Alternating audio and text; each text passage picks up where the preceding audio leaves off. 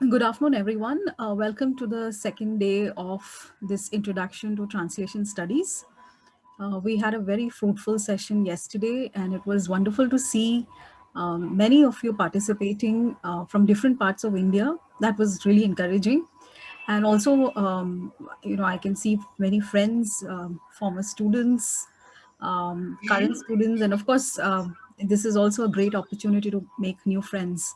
So thank you all once again for joining us this afternoon. We already have our guest speaker with us.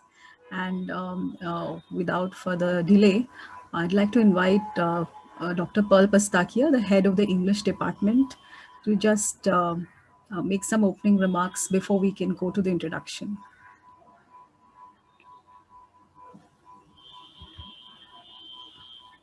Afternoon. It is with great pleasure that I welcome you to this second day of our Translation Studies webinar. I'm reminded of something that a Gujarati poet, Suresh Dalal, once said when he was on the premises of St. Xavier's College. He was a prolific poet and translator, and he said that the activity of translation is like pouring a quantity of perfume from one bottle to another. Well, we look forward to today's proceedings led by our speaker, Dr. Sanghita Sanyal, and I welcome you to this second day's fruitful proceedings. Thank you, and over to Dr. Sanghita. Thank you, ma'am. Before we go to the main talk, I'd like to invite Dr. Prashita Mukherjee to introduce our speaker. Thank you, Dr. Rashmi. Ms. Sanghita Sanyal is currently teaching at Loreto College in Kolkata, and she's an assistant professor in the departments of English and B.Ed. And she, after completing her master's, she has also acquired her B.Ed degree and is a research scholar pursuing her PhD in the Center for Social Sciences in Kolkata on gender images in the text and performance of Tagore's music. And her areas of interest are gender studies and sexuality, and of course, translation studies, cultural studies as well.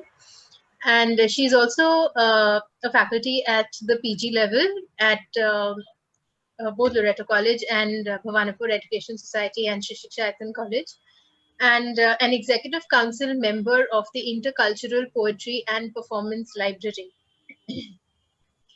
And to add to that, Sanghita has also had a fellowship on Irish nationalism and Irish culture and history, and its influence on Tagore from Queen's University Belfast. And she has quite a few publications as well, which includes Mind Beyond Fear, which is a comparative study of the short stories of Tagore and Virginia Woolf. And she has translated several poems and short stories and has them published in various anthologies. Her collaborative translations of 6 short stories of Tagore, titled Soulful Tales, have been very well received. Her latest tryst with translation includes a short story in Dalit women writing published by Stree, and a chapter from Abanindranath Tagore's Raj Kahini, which is due to be published very soon. Currently, Sanghita is working on an edited volume titled Feminist Consciousness and its Literary Manifestations, and is also translating Panchti Rani Kahini, which means Tales of 5 Queens by Deepak Chandra, from Bengali to English. We extend a very warm welcome to you once again from St. Xavier's College, Department of English, and we are really looking forward to a very engaging discussion and a talk from you. Over to you, Sanghita. Thank you so much. Thank you, Dr. Prashita. And it's very kind of you. It's very generous of you to give such a, a very magnified introduction about me. And I thank every member of the Department of English, St. Xavier's College, Mumbai, and the administrative authority, everybody who had finally thought of inviting me to give this talk today. Thank you once more. Without much ado, I will go on into my session, let me once more spell it out how I'm going to do it. I'm going to talk for some time, and then we would do the exercise. In between, we are going to interact. And then if there are specific questions from the students or anybody from the audience, I'm going to be very happy to take them. So having said this, I would like to start talking. And as I said, to give a very structured touch to all that I have to say, I have kept it written. So when I'm going to read a little bit and then talk, I'm going to just mix and match. Then I hope the audience will pardon me for seeing and saying. So that is there. I am, there is a disclaimer beforehand that sometimes my presentation, my examples are going to be really funny. So that's there. And I hope you all are going to enjoy it. I am going to go pretty slow so that you all can understand it. But if I am edging towards being monotonous, please stop me and tell me that it's getting boring. So you all are at liberty to comment exactly how you would feel like. So thank you once more. And on that note, I'll start talking. I have specifically planned to talk about quite a few things in my presentation. So it's going to cover a lot of things as far as translations is concerned. Although I have kept the title of my presentation as Literature in Translation, a Creative Industry in India, it's going to touch upon mostly the technical part of translations. Now, let me start with it. Keeping in close purview the broad theme and title of this program, The Creative Complex Joy of Translation, I must begin saying that I am fascinated by this title. How so crisply you all have caught the most critical aspect of translation as a creative activity. Indeed, translation is as much creative as complex as it can be, and there lies the challenge. And today I'm here to put forward a couple of my observations on that. I'm sure as a part of this two-day, webinar come workshop, and through various other everyday trysts with hands-on translation projects, however big or small, you all have become quite aware by now that translation is actually not a very easy thing as it might sound when we are doing it seriously and consciously. There I'm making my first point. If you all see specifically the urban students today in college, and this completely, the modern generation, we are hardly speaking a sentence in our mother tongue completely. We are always translating inside our head or while speaking. Not a single sentence of ours is free from English. Isn't that so? So somewhere we are continuously translating. But when it comes to translation as an academic activity, when we are actually doing a translation project per se, then we realize how difficult translation can be. It is indeed a challenge. Right. So having said that, perhaps a very serious translation is more complex as it becomes more creative, and there lies the joy in such an activity. It is a very ironic thing that translation is perhaps the only academic activity that we derive a lot of joy as it gets challenging. So the more challenging it is, the more joyous it is as well. In fact, the only word that comes to my mind personally is that when we are translating, we are brainstorming. So in order to accomplish a proper, readable, and meaningfully done translation, it is actually a brainstorming session. And I would like to borrow Dr. Shivram's word, which she had used yesterday. It is indeed a headache for the translator at times. Now, there lies the catch. Any translation from one language to another would involve these two elements which I just mentioned. One is readability and proximity. Now, I am slowly getting into the technical bit. So if you all have any difficulty to understand, feel free to stop me and ask a question, or maybe it can wait till the end. So by readability, I mean how easy does it sound to the native ears? And by proximity, I mean how close it is to the original. So this readability and proximity, however technical it sounds, it's actually a very simple thing when it comes to translation. One is being very easy for the native ears who's listening to it and understanding. Another is proximity to the original text. That is how close it is to the meaning of the original text or the style of the original text. So I'm going to elaborate further on this. For that, I have to go to the basics once. That is, what is translation? Although it might sound a bit of a cliche, yet I intend to talk about the definition of translation as all discourse on translation would spin out from there. Put in the simplest of terms, translations mean converting words, texts from one language to the other. That would mean communicating a word and its related cultural context from a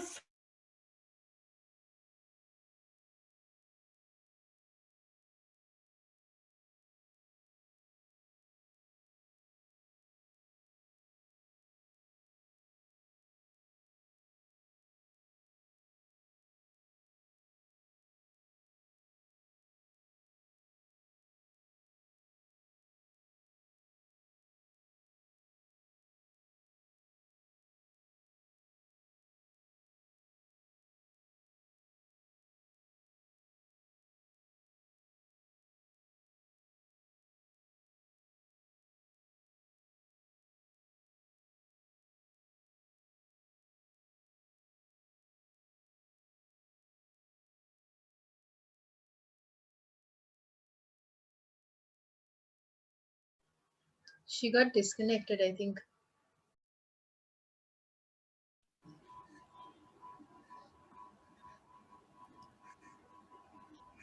Maybe if we could call her, perhaps. Yeah. Just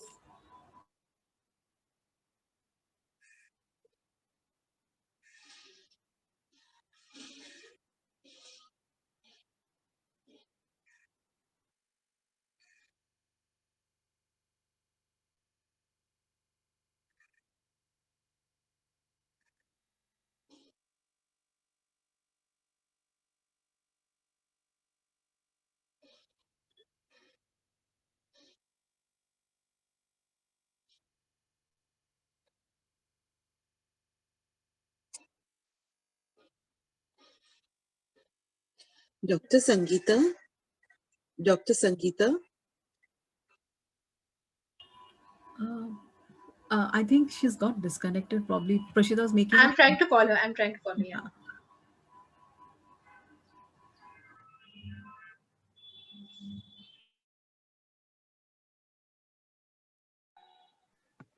I'm sorry, I got She's back, yeah. disconnected. Am I audible now? Yes, yes, yes. No problem. Yeah. So I'll continue. So I was talking about the proximity and readability of a text. So please excuse me. I'm using my phone, so there can be a visual discrepancy. I'm sorry about that. But Dr. Prashita, you could give me another heads up if I go disconnected. Okay. So, right. So as I was talking about the proximity and readability of a text, it is often thought of that if the readability quotient, a translator feels it the best when serious translations is being done. That is, it is argued that if the readability of an original text is concentrated upon, then it becomes a mechanical translation. But for a perfect translation to happen, for a sense translation, sometimes the proximity with the original text might be compromised. So this actually brings in a lot of debate. But my argument is that actually, although we keep talking about many techniques and methodologies of translations, at the end of the day, a translator actually oscillates between the two. Wherever it is very easy to translate verbatim, they do it. Wherever it is very difficult to do it, then they quickly take recourse to the sense translation. So we, the translators, wouldn't really be very, very watertight in this manner. We wouldn't be saying that, if I intend to do a 560 pages original text translated into Bangla or English, because Bangla being my mother tongue, I would do the entire text completely by verbatim, word to word translation. Then I'm sure I'm going to make a mess of the translation. I mean, mess of the original text in the translation. And similarly, if I say that the entire translation is going to be a sense translation, then obviously there is going to be a lot of things, a lot of beauty of the original text that are going to be missing. In any case, translation cannot always catch the original. So things do get lost in translation. That's a reality we translators just have to deal with. Never mind. So I'll continue. Today, I'm going to touch upon such a few realities. Now, how close is a conversion or how loose a translation is determines how much literal is the translation. I had said this earlier, and how detached it is. And I'm going to somewhat, and I'm going to point at this, that how remotely a translator can convey the meaning and context, however scratchily. That is the final and the primary intention of a translator. Today in this presentation, in a rather short time, I intend to touch upon quite a few elements within these basic parameters. My argument would involve that a straightforward direct translation of a sentence in one language to a sentence in a different language where the meaning can be kept intact. My problem involves those possibilities which are rather untranslatable from one language to the other, keeping the meaning intact. In the process, too many words have to be used for the original. See, every language has its own rhythm, cadence, grammar, and system of meaning building. Another language, when the text is being, which the text is being translated to, may not have the same grammatical structure. It is then that the problem happens. There can be various ways of saying one thing in different ways in a given language, in any language. There can be various synonyms which are very specific. Translations can turn that into a very problematic space. There, words can differ, tone can differ. A lot of things are involved in a communication, verbal and extraverbal. The extraverbal part of a communication, which is almost like reading in between the lines, are almost next to impossible to be translated. When we are translating, we are actually only translating the verbal bit. The extraverbal bit gets lost in translation. And I suppose all of you would agree to that. I'm not getting into the extraverbal part of any human communication at the moment, but in due course of time, we would be talking about it, because when we are going to talk about when we are going to do a little bit of activities at the end, you will see how the extraverbal element comes in automatically. So at the moment, we are going to concentrate on words and their translatable or untranslatable meanings. So all those verbal aspects of a language also may not be very straightforward and easy to translate. This was my second point. It takes a translator's stand how the methodology would be. Pertinently, I must mention here that strategies of translation can be two. Very watertight they are. And some methodologies simply take recourse to both as and when it suits them to do a proper, readable, meaningful translation. This readable word is going to recur time and again in my talk. So what are the two strategies? A, minimum change strategy.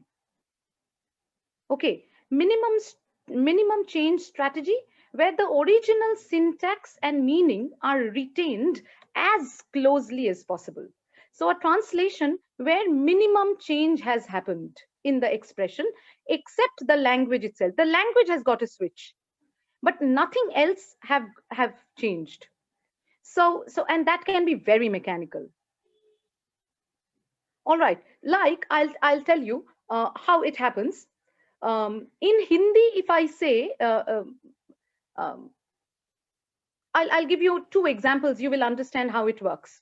If I say in Bangla, Shurjo Othe, which in Hindi would be Suraj Roj Ugta Hai. So you see, in order to say one thing in Bengali in 2 words, I had to use 4 words in Hindi. Right, because the word rose comes into play, which it was not required in Bengali. So Shurjo Othe means anyway that the sun rises every day.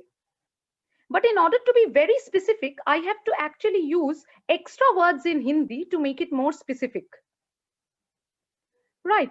Similarly, in English, when I'm translating the same language, same expression, same sentence in English, then I'm again using just 2 words, sun rises. That helps it. So you see, this would be minimum change strategy. But this cannot happen for all kinds of texts. The second kind of technique or the methodology which works better for other texts, other kinds of texts with deeper meaning, etc., is the explicit explanation strategy. The explicit explanation strategy is where the original sense is retained, but the style, syntactic structure, etc., are changed specifically to keep the original sense right in place. Here, the translator takes liberty with his or her own creativity at times. So this kind sometimes lead to a concept called transcreation, where the original text is turned into something which is far from the original. So the proximity quotient is no more there. It is then that such kind of a creation, a translation is also called transcreation. So that's there. In fact, a translator knows best what kind of a translation is possible for a text. It is something absolutely intuitive. If a text in a particular source language is too deep, philosophical, then often translation or translating it can become very difficult. Then the translator's works of conveying the right meaning and significance of the text to the target audience becomes a complex activity. Something which is very, very common when we find it very difficult to translate Tagore from Bangla to English. This is also one of the reasons why we keep saying, that it's Tagore, reading Tagore in English is not so complete at all. Because the kind of Bangla that he writes, the kind of expressions that are there in the original, it somewhat goes missing when it is getting translated into English, sometimes even in other languages of India or in some other languages. So these things are there. Like for an example, I'll come to the examples a little later. Then the translator's work of conveying the right meaning and significance of the text to the target audience becomes a very complex activity. And the more complex it is, the proximity keeps decreasing.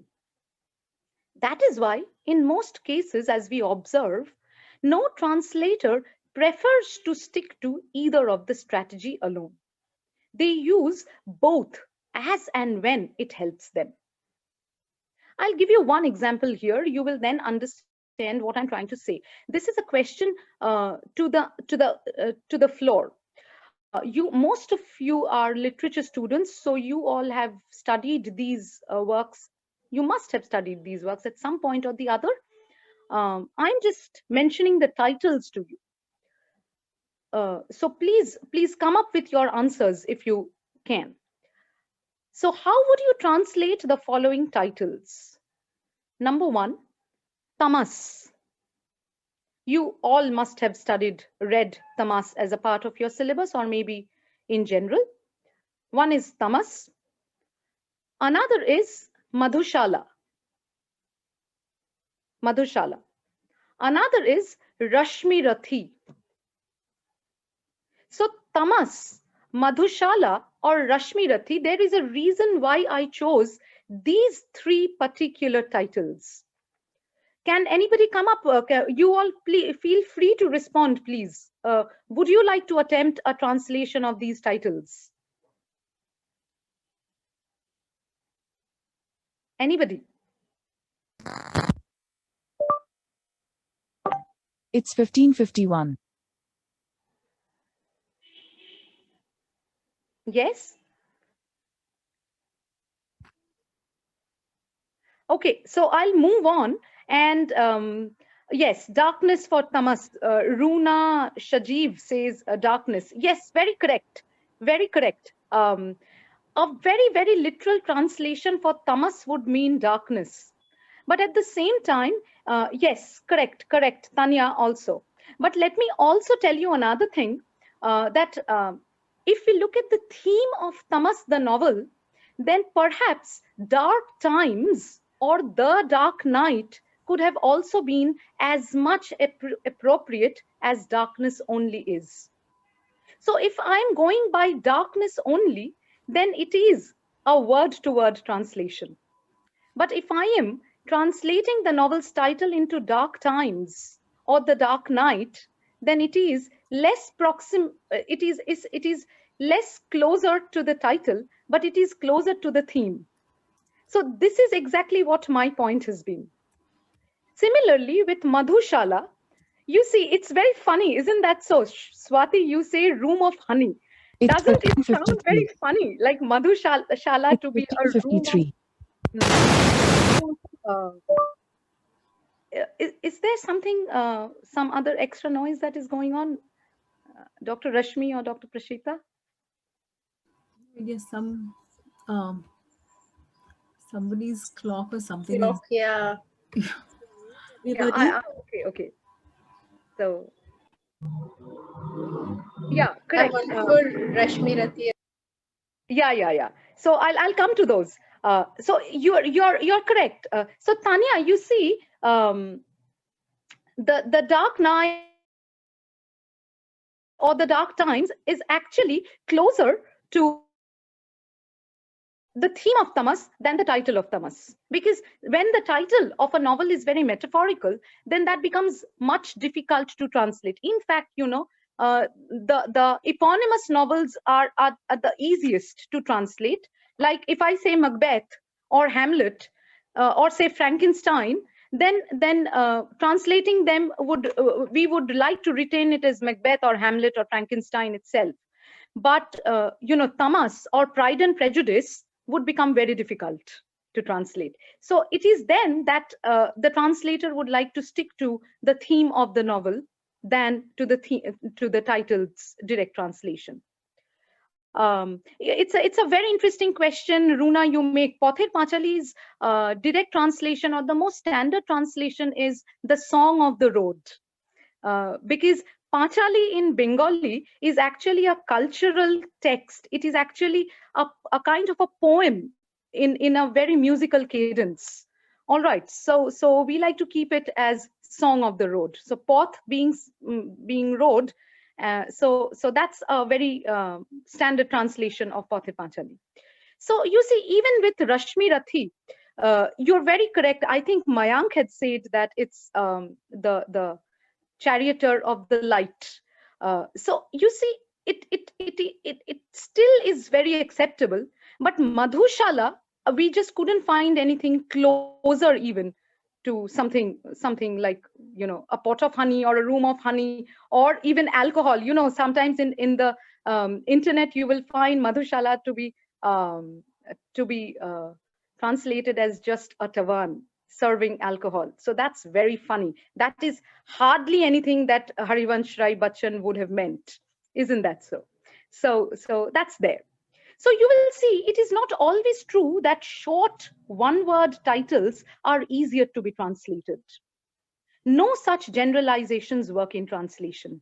It is a very intuitive process, as I had just said. Yes, nectar. I just saw somebody writing nectar or something. So you just imagine, I was speaking about this a couple of minutes back, that in order to translate one word, we have to actually spend about 6 words to bring the meaning closer. Isn't that so? So these kind of politics and these kind of mechanics keep working, and translation, we see that a 10-page original perhaps becomes a 20-page translation. So that's also another reality, because in order to bring the sense closest to the original, we have to spend a lot of words, right? I'll give you a hilarious example at the moment. I had waited to talk about it. So translation being a very intuitive process, I shall share an example with you. Many of you must be aware that Tagore has a novel called Chokher Bali. Chokher Bali is interesting and everybody knows about it because Chokher Bali, when it was turned into a film, Oishwarya Rai's first Bengali film was Chokher Bali. All right. So now Chokher Bali, as far as the thematic meaning would be, Chokher Bali would mean, yeah, exactly. I remember that, Vikrant. So I'll translate it for you. Chokher Bali would mean a slit of a sand in the eye, something that gets into the eye and brings tears. It can also be metaphorically meaning an eyesore, exactly as the two women protagonists of the novel are to each other. Okay, so that's what Chokher Bali is. But if that needs to be caught in an English title, it would be so difficult, because you cannot possibly think of translating Tagore's novel Chokher Bali into something called eyesore. Right. So that's there. A standard and accepted English translation of the title is a grain of sand. This is a published, accepted, translated title of Tagore's Chokher Bali, a grain of sand. But see, this mentions nothing about the eye, and so can be considered, technically can be considered incomplete and not close to the theme of the novel, because the internal tension between the two characters are not caught in this grain of sand. Rather, the grain of sand would sound like an English poem, a romantic English poem, right? So Tagore's essential thematic, thematic significance of the novel is lost in this translation. See, this mentions nothing about the eyes. Now, I am giving you another example. On the contrary, a Hindi translation of the novel, it was doing the rounds as a joke a few days back, but let me share that with you. A Hindi translation of the novel has its title as Aankh Ki Kirkire. So you see, Chokher Bali, the poetic meaning of Chokher Bali, is completely lost in a translation in Hindi called Aankh Ki Kirkire. Here, although the Aankh word is there, yet with the word Aankh Ki Kirkire, the poetic cadence and the thematic significance is once more lost. So this catches the sense well, I must say. But the whole significance somehow gets ironically lost in the process, because possibly Aankh Ki Kirkire would not sound as serious as the novel is all about. So as I keep saying, these are a few realities that translators have to keep in mind always. Again, I'm going to give you a few examples to see what role a translator plays, what a critical role a translator plays as a part of a creative industry. Often in various translations, in various situations, two kinds of anomalies also happen. I shall give you examples. Number one, the first one, translator is keeping some particular audience in mind and molding the translation specifically for them. This audience may not just be a linguistic community. It can also have a cultural baggage with it.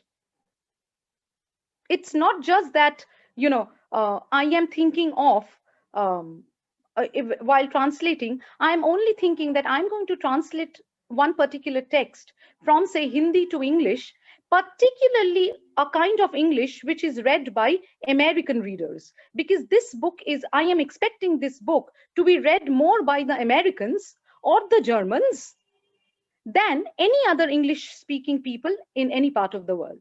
Then automatically, I would keep thinking of cultural parallels which are identifiable by the Americans or the Germans. This can be a very incomplete translation. For instance, I'll tell you, when Satyajit Ray is translating his father's nonsense rhymes, the rhymes of Shukumar Ray, you all must be familiar with Shukumar Ray's nonsense rhymes. There is an anomaly we find in the translation. Although his own son is doing it, in a poem, Shukumar Ray writes, he uses the very culturally viable word amshotto bhaja. I'll tell you what it is. Amshotto in Bengali means a delicacy, a sweet delicacy made out of mango. It is more like aam papad in English, in Hindi. Okay. Now, aam papad is not something which we fry. So when the poet is anyway saying amshotto bhaja, it catches its nonsense. But very interestingly, when Satyajit Ray is translating this, he is turning it into nothing to do with mango. He is translating it into chocolates. Now, this is a problem. We know it is difficult to find a one-word alternative for amshotto.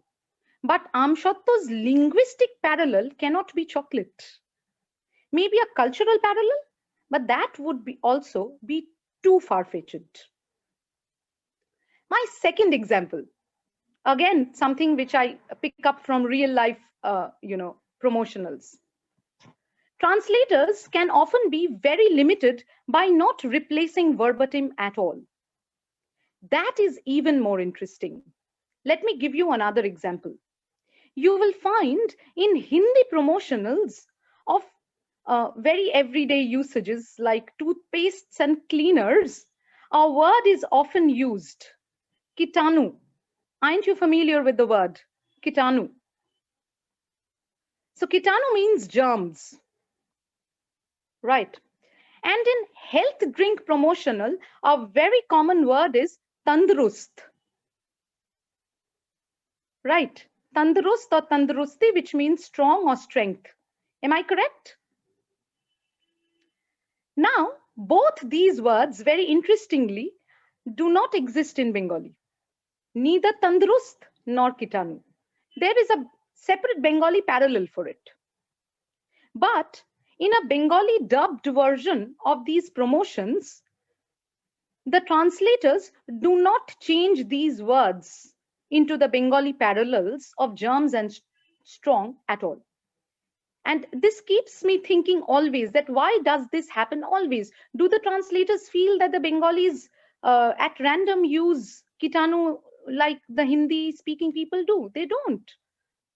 They keep kitanu and tandrust right there, but the rest of the language has changed.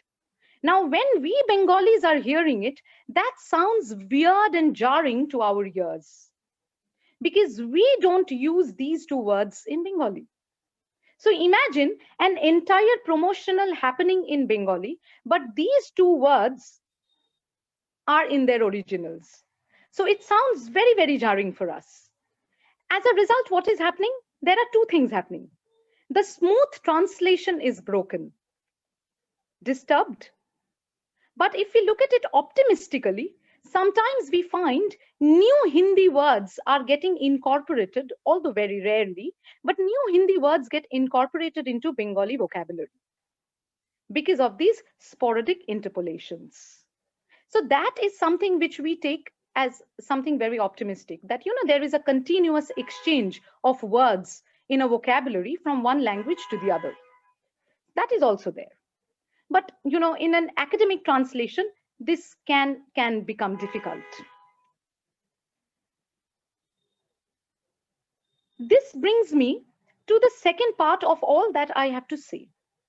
This translation as a literary activity is indeed creating a vast industry now. That is what I would call a creative industry. An industry that thrives on translated reproductions, representations of an original creation. It can be TV or print promotionals, like I gave an example. It can be film dubbings, film adaptations, songs adaptations from one language to the other.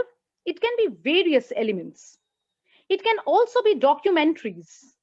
Thanks to the global life, today every field of communication must have a parallel translation industry working for it. Specifically in India, with so many national and regional vernacular languages existing parallelly, it is natural that translation would be a major corpus that would generate creative intellectual productions which are economically viable too. You all might be familiar with regional language versions of Animal Planet, National Geographic, and Discovery Channel that run popularly, where the language translation is a very intriguing one. And in India, Hindi and English act as the link languages to bridge that linguistic gap. We all who are coming from different linguistic backgrounds in India are somewhere much dependent on the two bridge languages of our country. We name them, it is officially and we would call it our national language. It is our national, and it is a cause and effect relationship. Because it is our national language, it automatically becomes the bridge language, and vice versa. Because it is most widely used, that is also one of the reasons why it is the two are our national languages, apart from the vernaculars, the state official languages. So we, all of us, are actually dependent on English and Hindi as the link or the bridge languages within our country. See, today I am here and I'm talking to you. My vernacular, my mother tongue is Bangla. And I think most of your mother tongue is something else, maybe Marathi, Hindi, Malayalam. There are a lot of languages you all are using. So if I start to speak in Bangla, or you all start to speak in your mother language, then it would be very difficult for us to understand each other. So you see, actually the lecture in English is because to bridge that linguistic gap. Right. So this itself is actually thriving that translation as a creative industry. Today, interpreters, translators' jobs have a high demand in public and private sector in India. And in it, every translator is actually caught between the readability and proximity questions of the translation activities. We are coming back to where we had begun with. Right after this talk, we would do some live translation activities here and now, and then you will clearer manner, I hope. This idea of readability is somewhat similar to the concept of fluency. You see, the word fluency is very interesting. Generally, we use the word fluent when we are referring to spoken English or spoken language. The easy pronunciation and usage of vocabulary of any language is generally looked upon as fluency. But in translation, the word fluency has a different meaning. Fluency actually means how easy does it sound to the native ears. So that ease of readability is a very important thing about translations. All right, I can say, think in this term. I utter a word or a sentence in Bangla, and you tell me to translate it in English. And I use such English to translate that half of the words, the English words, even though you know English, but most of the English words meanings are not known to you. I somewhat use Johnsonese and extremely, flowery language, very bombastic words to translate. So then the readability or fluency of the translation is lost. So somewhere a fluency, a simplicity of translation is also a critical part of a successful translation. Lawrence Venuti, in his seminal text, The Translator's Invisibility, A History of Translation, it is a book which came out from Routledge in around 1995, pretty old that way, proposed a very strong sentiment about, let me quote, translators' situation and activity, and maintained that fluency is a key factor in the quality of any translation. The translator's reworking must ensure readability of the original in such a manner that renders the translator invisible and brightens up the author's work. So you see, a new concept comes into this discourse now. Translators' invisibility, visibility and invisibility. So what does Lawrence Venuti mean? That if a translation is very simple, then and very easy, then the translator is very invisible in it. The author remains as it is. But if the translator is making his presence too much felt, then the translator is becoming more visible and the author is going to a back foot.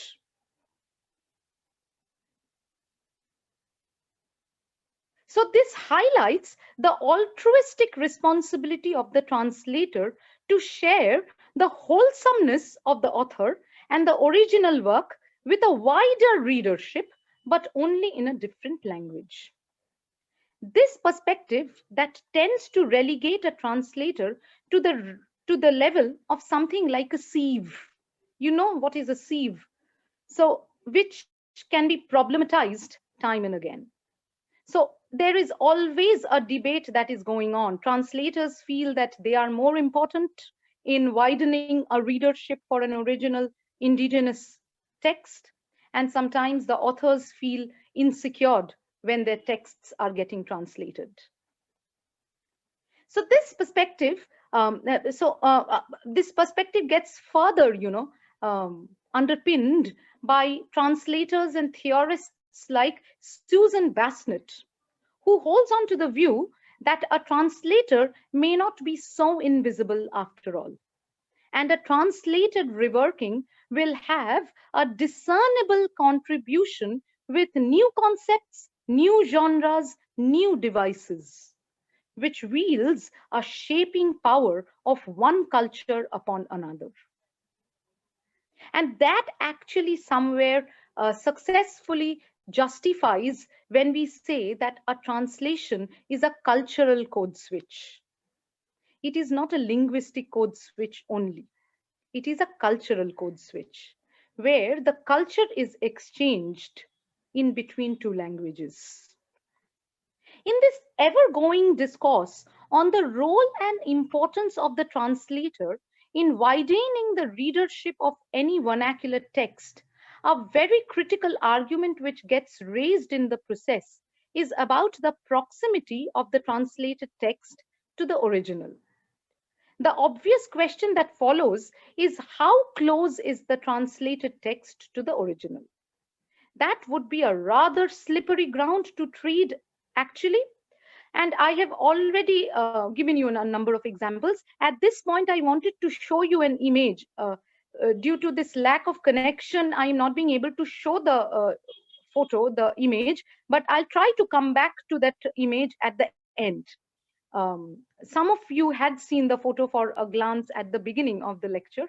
But you could send it to me. I can share screen and you could discuss if you need to. Yes, so Can you give me a minute to try, and I'll just try and do that. Just give me a minute. I'll just turn my video off for a minute, and I'll just try that out. Yeah, sure. Please go ahead.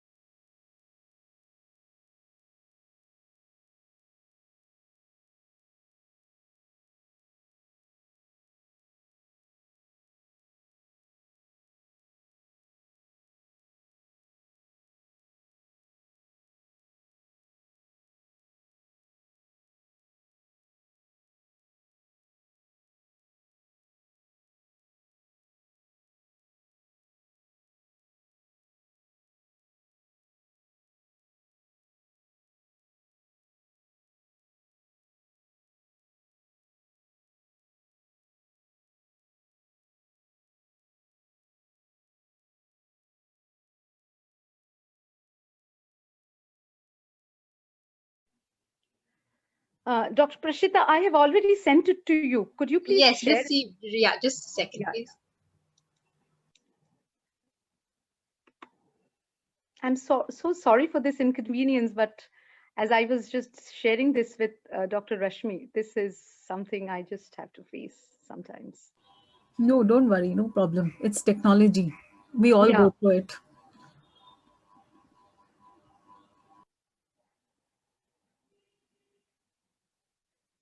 Meanwhile, I'll just check if there are chats waiting for me.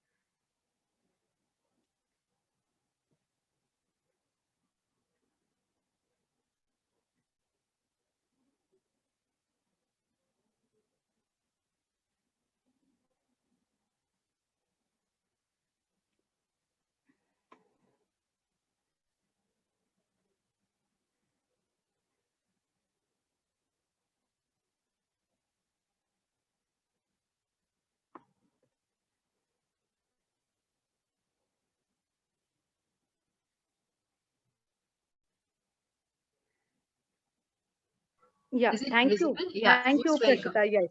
Most Could you welcome. please zoom it a little so that others can see? Yeah. Although I wouldn't need it, but others might want to see it from a closer angle.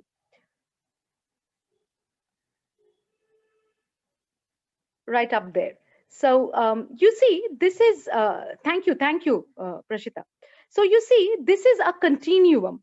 This is a continuum means it is like if the text is in the middle and it is getting translated, then there are two possibilities of the translation. One is moving towards the left, that is word for word translation. That is a verbatim translation which is more literal, more, the proximity is more to the original. So according to Lawrence Venuti, author is more visible and the translator is less visible. This is also something which I had already told you as the minimum change strategy. But the right hand side is the other way. That is the thought for thought translation, the metaphorical translation, the sense translation, that is what we commonly call it. In this process, it is the explicit explanation strategy where the words are not literally translated, but due for more readability, it is always a sense that is brought in. The direct translation does not happen. Here, the translator's act becomes more visible and the author goes to a back foot. So when we translators are actually doing a translation, then we try to keep this continuum in mind, right? That how, where is the pointer heading at? Is it too verbatim or is it too metaphorical? Is it too distant or is it too literal or too readable? So one thing becomes becomes a reality for sure, that proximity and readability, both achieving both, is a rather challenging job. If one is more more closer, then it may not be too readable, or if it is very readable, then it may not be very close to the text. So that is there. Thank you, Prashita, for sharing the screen. I don't think I would need it anymore. Okay. If the audience wants to take a screenshot or something, they're free to do it. This continuum actually helps any translator to kind of have a hang of where his or her translation is going while doing a translation. So keeping this in mind, I must also talk about another theorist's words, very important, very similar to the image that I showed just now to you. It is Ernest August Gutt's relevance theory of translation. It recognizes two approaches to the art. One, source text orientation, and two, target text orientation. So source text orientation means proximity to the original text. And target text orientation means the readability for the target text audience. So if I am trying to translate a sentence in Bangla to English, then I must remember that my English should be such that you all should be able to comprehend the English. There lies the target text orientation. All right. So the first one, we may want to adhere more to the original text and its culturally embedded language, making the translator much more visible. While in the second approach, the translator renders him or herself invisible by stepping beyond the linguistic model of the original and shifts it to a more transcreative process. This perhaps makes the end product less imitative and a more adaptive exercise. And it becomes a more adaptive version of the original also, where the essence is preserved as closely as possible. This explanation somewhat contradicts the diagram which I just now showed. It argues that if a translator is keeping close to the original, then he is more visible with the proximity question. But if the translator is making less sense translation, then he is more invisible, while the author's intention gets more meaningfully conveyed finally. It can become very confusing, but the debate goes on. So you see, when one text gets translated from one language to another, the continuum of translation can vary from being very close to the original to being very far. Sometimes some other language as a link also needs to come in compulsively. This would necessarily happen in a country like India, which has a phenomenal number of vernaculars. I have just mentioned it. I'll give you another example. I told you, being a Bengali, I would depend on English translations in order to read a German text, because I don't know German. So I cannot read, or I cannot translate a German literature directly into Bangla until and unless it is already translated into English. So you see, a link language is required. So this is what in linguistics we call the grammar translation method. A third language has to come in between as a bridge. Otherwise, and there has to be, a bridge. Otherwise, translation bilinguality is not possible. I'll share a personal example with you. That is, long back, I had came to me to do spoken English. But the problem is, and he was a Urdu speaking boy. And he knew no other language, not Bengali, not Hindi at all. So he only knows Urdu and English, and he has come to study English. And on the contrary, I do not know Urdu. So for me, and although I know Bengali and a little bit of Hindi, but for me, it is becoming next to impossible to teach English to him, because the bridge between him and me is Urdu, which I don't know. So you see, a third language is required. That's an example.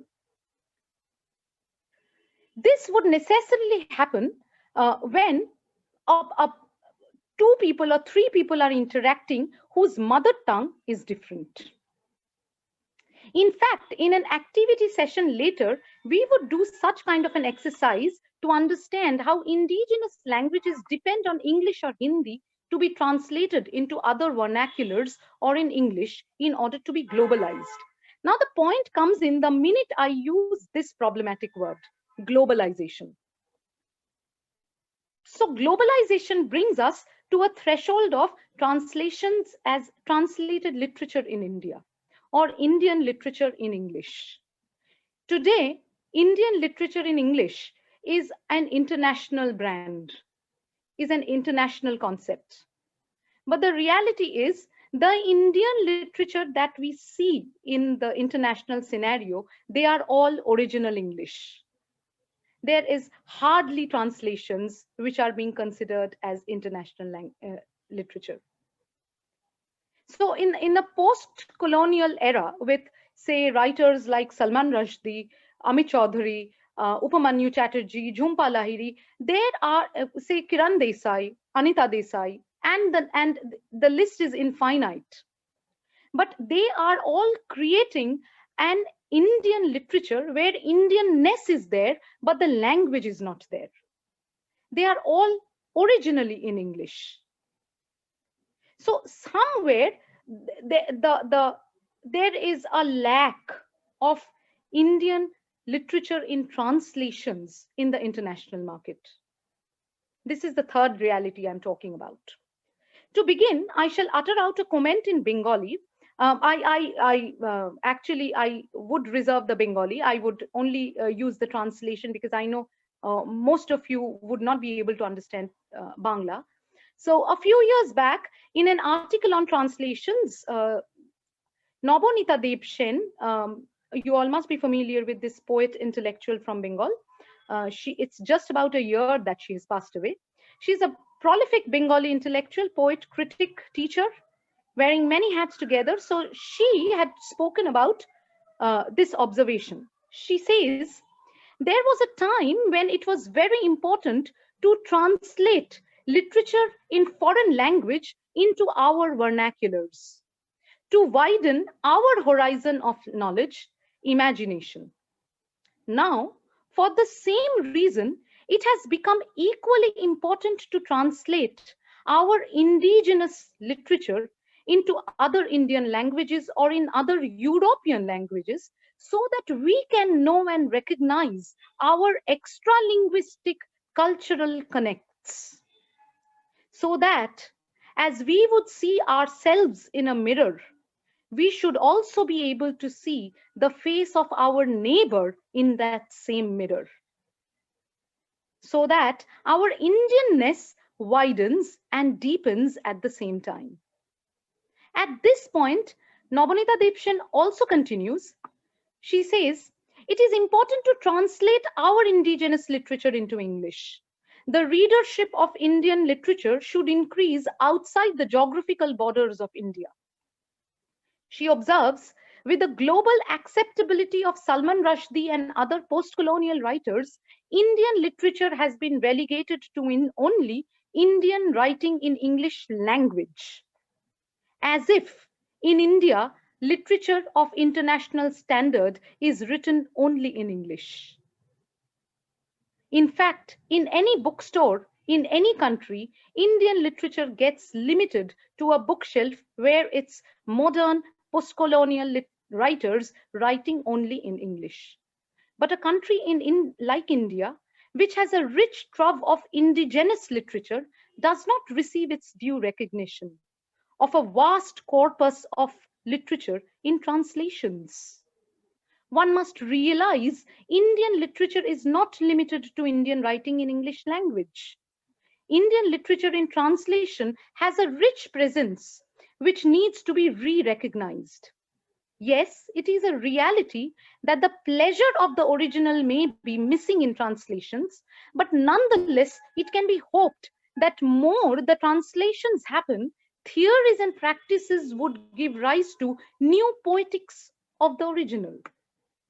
As literature students, as much as we read ancient European classics and modern European classics in translations, besides the plethora of British, American, and Australian literature in original, why should Indian writing be limited to only literature written in English language? More translations of Hindi, Bengali, Tamil, Assamese, Malayalam, Kashmiri, Manipuri, and every other indigenous languages which produce Indian literature should be encouraged more to add to this corpus. National institutes like the Ministry of Culture, Sahitya Academy, various publishing houses are continuously encouraging various indigenous translation projects as a part of this literary creative industry, which is gaining a huge momentum at the present. Today, in every literature syllabus in India, we see a commendable inclusion of indigenous literature in translation, which is a welcome prospect, but I still feel that it needs to be put forward into the international market also.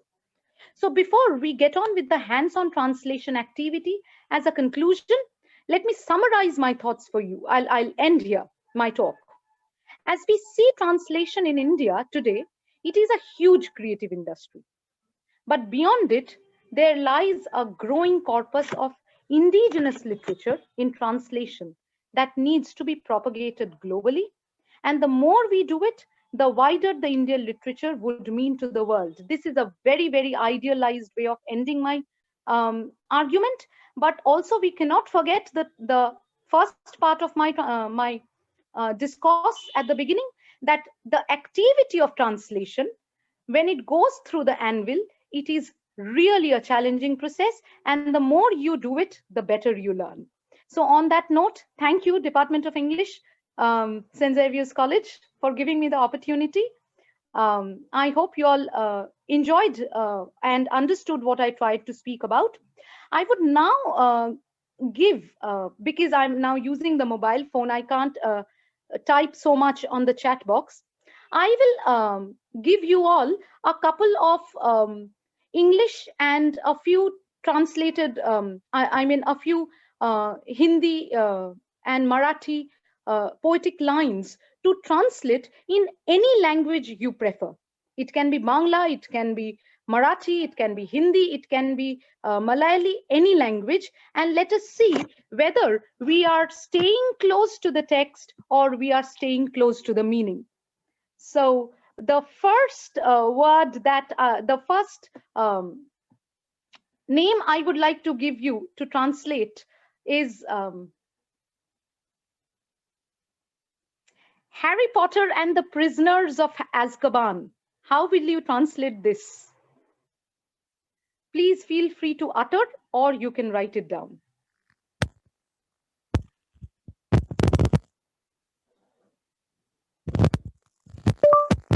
You see, every time you try to use a word, it would actually start having a political meaning. Because in Harry Potter and the Prisoners of Azkaban, it's only the word prisoners that can be translated, nothing else. Isn't that so? Prashita, would you like to translate it in Bengali? I can try, but I need some time. Yeah. Yeah, of course. Azkabaner bondi hote pare. And yes, very correct. I saw somebody writing Azkaban ke kaidi. I think that is the closest one can talk. Yes, what is this? Harry Potteram Azkabanele Thada Walli Kalam. I think That's very interesting. Yeah. We can request the person to, it's in Yeah. Malayalam, Yeah, probably you could unmute yourself and just say it Yes, aloud for us to Yes, get a yes. sense of the language as well. Right, right. I would give Harry? the next one as well. It's going to be very, very, Chekedi. So that's Marathi. I'll give you the next one. This is going to be difficult. Harry Potter and the Half-Blood Prince. Now, if you try to translate this in Hindi, half-blood is going to be so difficult.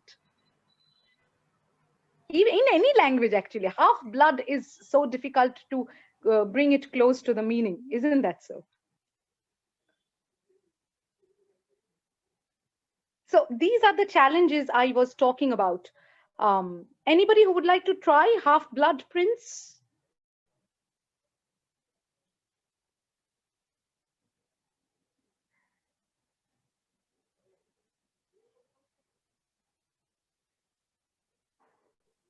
It has the connotation of mixed blood, so something related to that must come into action. Actually, but if you actually look at any language, I'm not very sure of any other language, but somehow in Bengali I couldn't come across any word which would be even closer to the meaning mixed blood. The translation may not sound very polite also. Yeah, absolutely. That's the point. So I told you at the very beginning, remember that it can be very political as well. So things can get really, really messy with translations. Another one, my next one would be Pride and Prejudice. Adha Rakta Rajkumar. That is so dramatic. Sheila, that was so dramatic. Adha Rakta. So I'm really enjoying this workshop more. Thank you, Dr. Rashmi, Dr. Prashita, and Dr. Pearl. This workshop this interaction is much more interesting for me. So how about Pride and Prejudice? How would you translate that? In any language.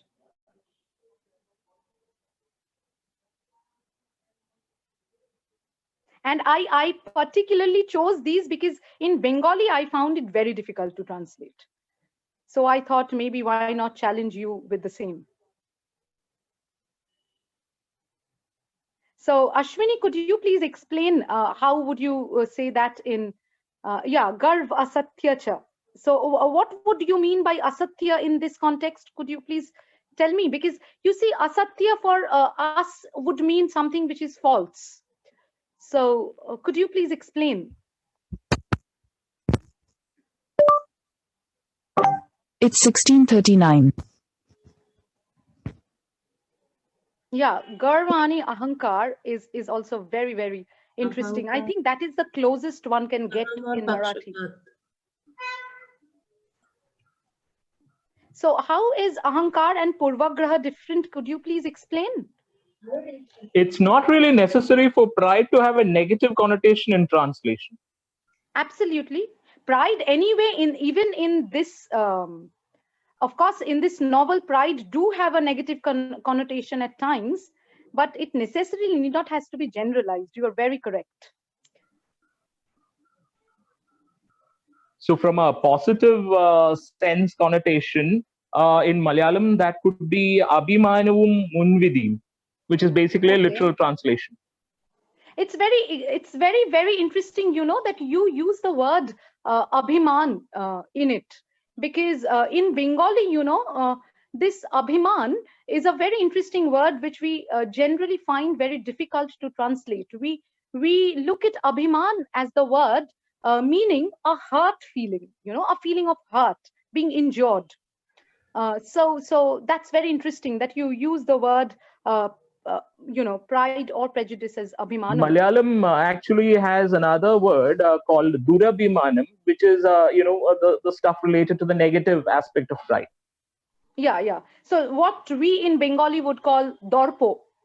Dorpo means a very negative connotation of Ahankar, pride, vanity to an extent. So, okay, so my next one is very funny. I'll tell you, it is the very ubiquitous title, the Mayor of Casterbridge. It sounds very nice saying Casterbridge ke Nagar Palak, but it doesn't sound very Hardian, isn't that so? In Malayalam, mayor may be translated into Nagara Pidava or Nagara Madhava, which is like basically the mother or father of the city, not the Palika sense which is there in some other languages. Right, right. But doesn't it sound very, very typical? I mean, the sense, the very heroic sense of mayor as, the hero, the protagonist of Hardy is like, it is far from being a Nagar Palak or a Nagar Mata or a Nagar Pita, however you would put it. So these are the very funny sides of translations. Another one of my, I think my friend is also here today listening to me here. Yesterday she suggested one word to be given in the workshop. So let's see what you come out with. Can you translate thought fox?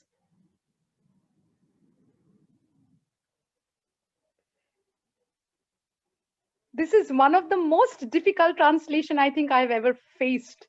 If somebody has to translate thought fox, what should it be? I admit I couldn't translate it.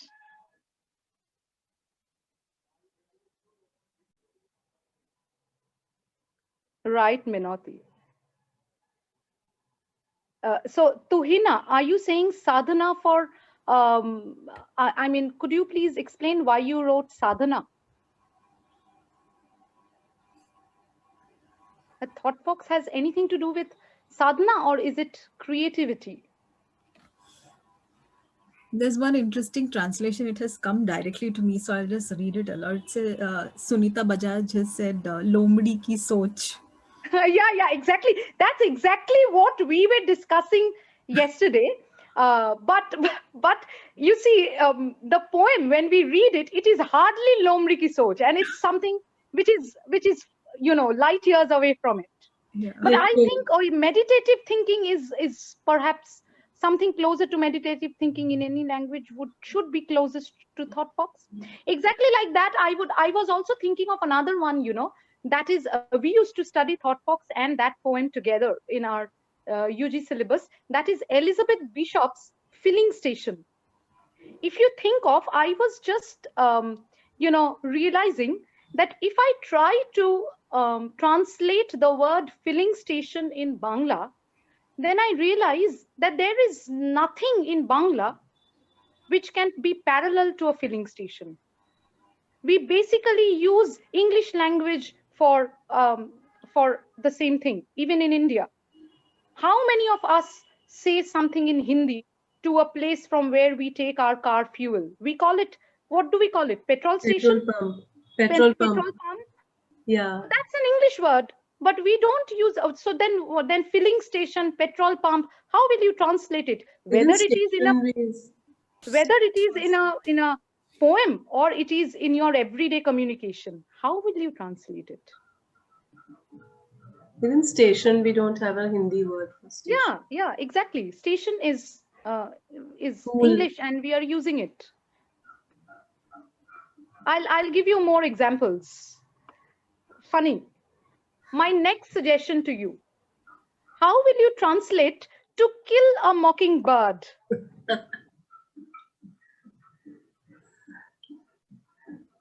Mocking is going to be the most challenging part, I believe.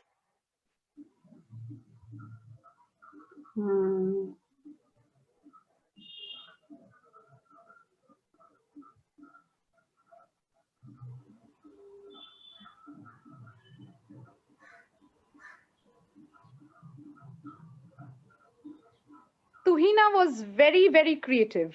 Mazak urane wala, whatever you have written, let me read it once more. It's slipping away from my phone.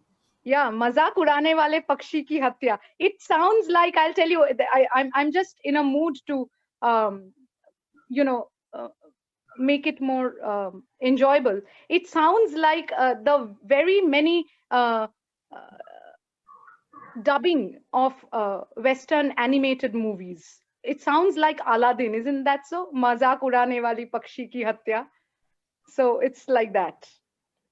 But it was nice, nonetheless. It was nice. Dr. Rashmi, I'm trying to come online through my mobile. Through my laptop as well, because my connection is back. Okay. So, right, I'm there. I wanted to do that because there are a few, Hindi bit which I want to share. Okay, so my next word for you all would be the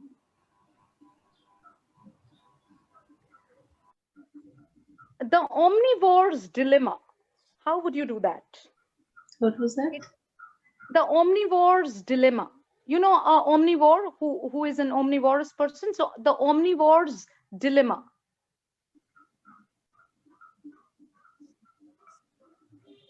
Dilemma can be kashmakash if you're doing it in Urdu or Hindi. Kashmakash, yes. What else can there be? Think about it. Yeah, Sarvahari ki kashmakash. Yeah, that I think that sounds quite close. But if we see that within it's a novel, it's an award-winning novel. So the Omnivore's Dilemma thematically does not have anything to do with an omnivore, Sarvahari.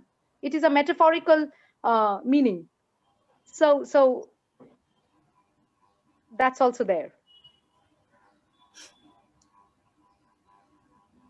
Okay, now I'm going to shift to a bit more easier things, but I don't know whether it's going to be challenging. It might be challenging as well.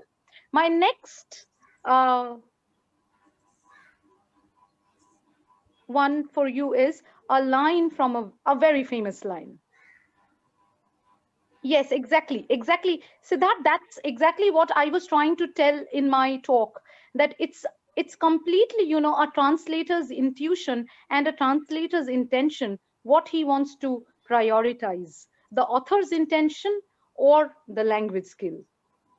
So let's go back to my next suggestion. It is, listen to this carefully. Heard melodies are sweet, but those unheard are sweeter. Heard melodies are sweet, but those unheard are sweeter.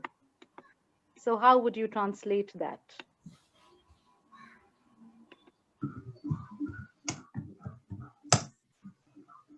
I'll write it down.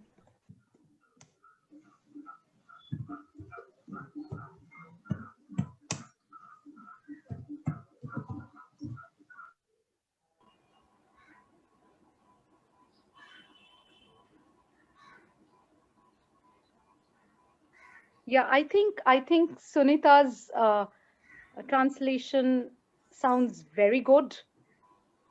Suni hui dhun meethi, unsuni or meethi. I think it's rather perfect because it also somewhere catches. Yes, it sounds very nice because it also catches that poetic cadence as well. So it is not only the proximity question that the line passes, it is also very, very readable and very fluent. So that is also there.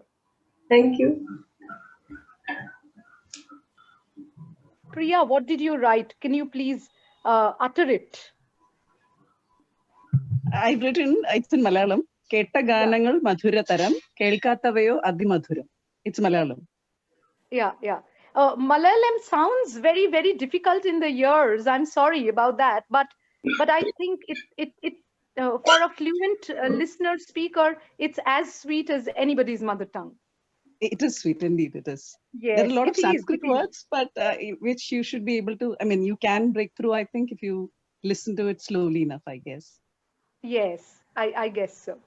One important thing is the dictionary language and the local variations are very different in terms of the sweetness, since you remarked about it.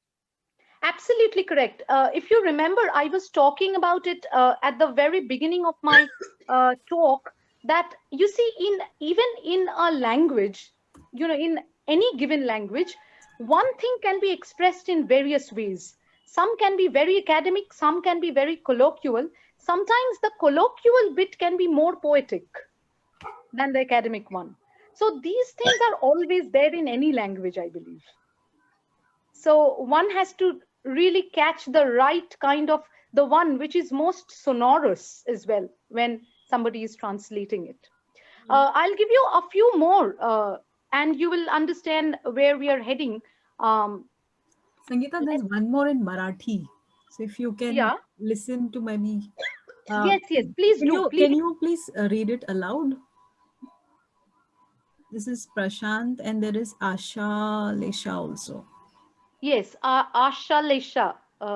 Could you, Asha Lesha earlier also had written with the Hindi script. Yes, ma'am. It's Ashlesha. Ashlesha, yes. Sorry, Ashlesha. No Could you please problem. It's actually a tongue utter? twister. Yeah. So I just managed to somehow go with the meaning a little more.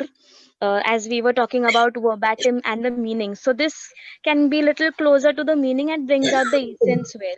So I chose to write instead ऐकू येणारे सूर मधुर न ऐकू येणारे अति मधुर. So Ah, that's what I feel can justify I the think original. yes, and I think even though I don't understand Marathi as fluently, but the madhur, ati madhur, these parts give me the sense correctly that this is a very good translation Yes, to even to what the you were talking about, the Omnivores Dilemma, I was actually about to type it there. Even if we consider that he's not talking about the eatery habits or something like that, we can call or we can just use an equivalent in Marathi, which is Sarvadnya. So the person who knows about everything or is a be all in that sense. Omniscient. So sarvadnyaची दुविधा or something like that can be maybe can perhaps be an not exact word to word but quite near to the essence and the meaning of the theme of the novel. Absolutely correct. Absolutely. I couldn't agree more. So, on that Also, note, I had planned to give you a Marathi sentence to translate. So, just give me a minute. I will write it down. I have to copy it. I have kept it recorded somewhere. Let me see if I can get that out.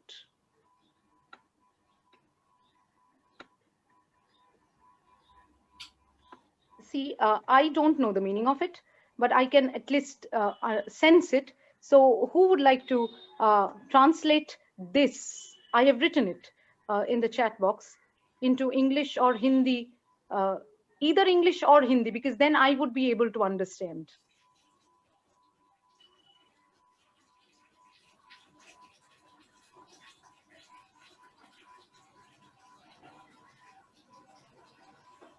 Nithu's translation of Omnivorous Dilemma is interesting, but I had said the Omnivores Dilemma. So in that case, Nithu, what would then it would turn into? Can you please tell me? I don't think then it would, omnivorous at that time would be an adjective. It would turn into a noun.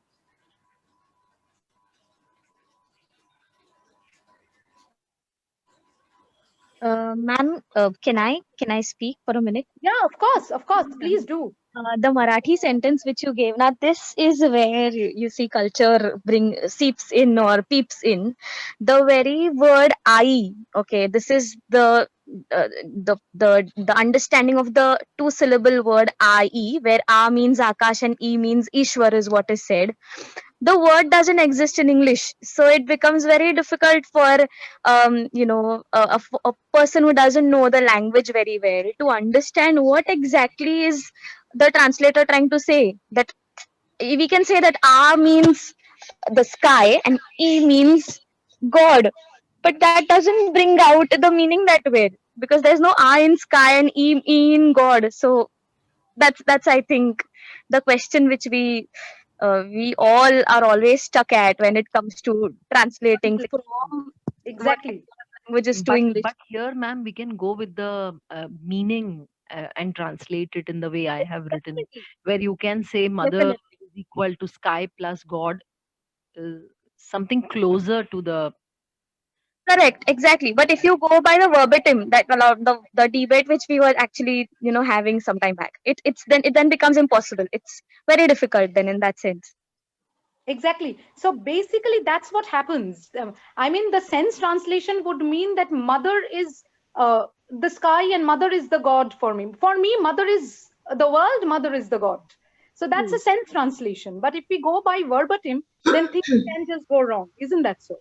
Yes, so it actually means an encompassing entity, who is present everywhere. That can be the meaning that this sentence in Marathi brings out. So we can Right, perhaps right. have, yeah, a meaning So you equivalent, if see, not it's the word to word. absolutely correct. So you see, this is also what is very interesting. Ma'am, That is, just yes, one more thing that I would really like to add. This is again something very close to Marathi literature. If you have read the Bhakti literature in, yes. I'm sorry, can you hear me? Could you please repeat? I had Yeah, lost. I just switched on to my other device. I'm sorry, Okay. but my battery got discharged. So I was talking about the Bhakti literature, the Marathi Bhakti literature, which flourished in Maharashtra. So, am I audible, ma'am? Yes, yes, you are. Please continue.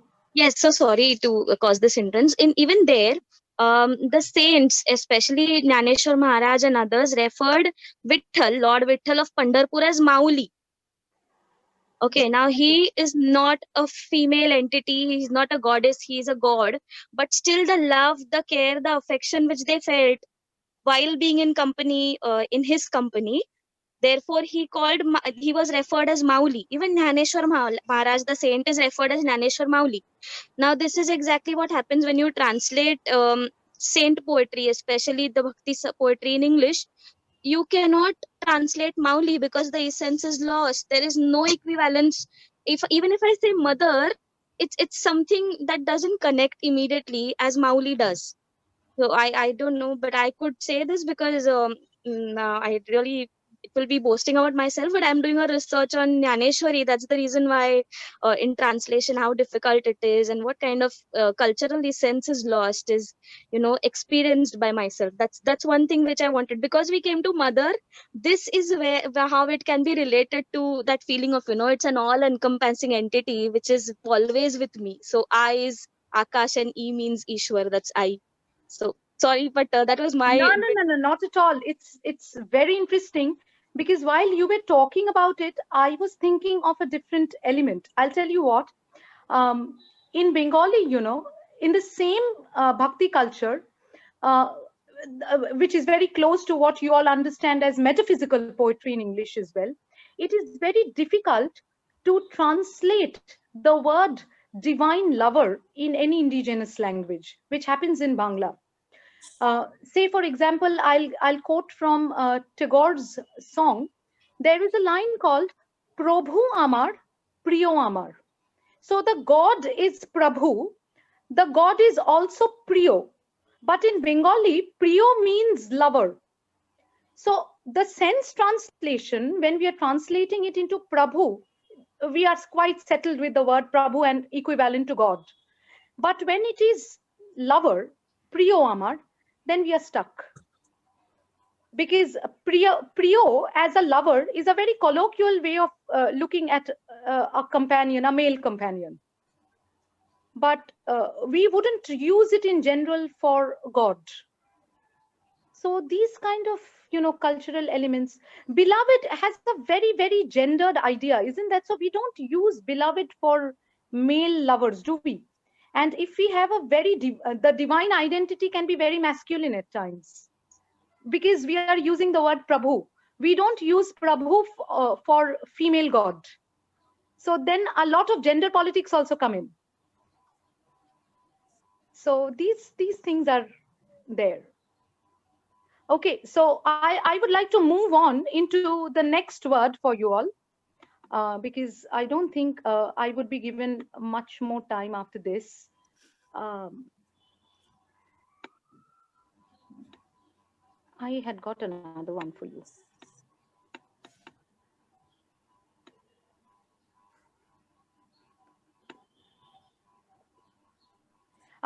Before posting the next one, I also wanted to draw your attention to this very interesting bit.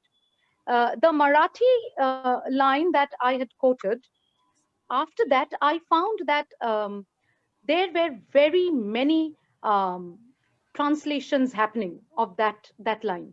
This shows what I just now said a couple of minutes back. Do you realize in one language, there can be various ways of expressing the same thing? So you see, what I express in Marathi in one language gets translated into about 7 or 8 options in English, and all of them makes equal sense to me. I saw Vinayaki writing something. I saw Leena Kadam writing something. I saw Neethu writing something. Ashlesha also writing something earlier. Tanya writing something. So they are all making equal sense to me. So it's always there. My next one is here for you. See if you can translate this. The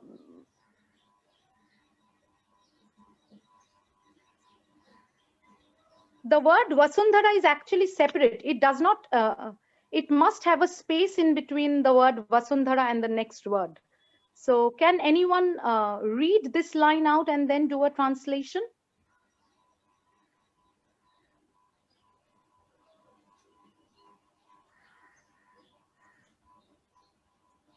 Vasundhara Karuva Jatan Vachan Dev. And then what is the next one written?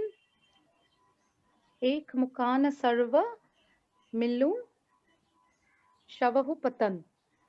Ambavu Patan. Yes. So what would that mean? Patan is degeneration. Decay. Yes, of course. Vasundhara means the earth. So what would the rest of it mean?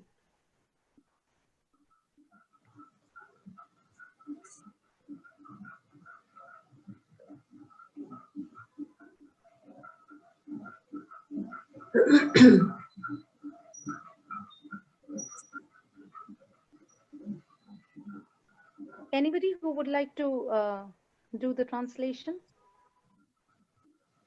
I think the first part I can understand from my very limited idea of Hindi, that Vasundhara Karuva Jatan Vachan Dev means I promise to take care of you. Is it something of that sort? Vachan Dev is to promise, yes. Yes, yes. So yes, I promise to take care of you. That would be a very promising. literal way of looking at it. Is yes, let us save the earth and all. Ma'am, can I Promise to try work something? together. Yes, yes, certainly. Please do. Ma'am, I think it would mean that Vasundhara Karuya Jatan means let's try to save Mother Earth and let's try to stop, all together, let's try to stop this Patan. Patan as in someone just The said decay. revolution. Decay. The destruction, the decay. So it's all about, saving the environment. So you see, once more, there are so many options coming out as far as the translation. See, the meaning remains the same, but the style, each time the words, But the subject, predicate, they are all which changing. translation we can consider it as the best one? Who would decide it?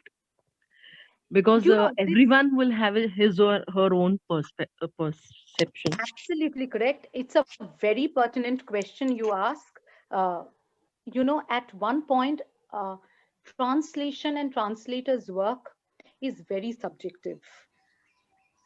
Some people can prefer it, some people may not prefer it, some people already can have preconceived ideas. And then somewhere I feel that translation cannot be standardized like that. What I translate as may not go down with you, because you might have already imagined something else in your head.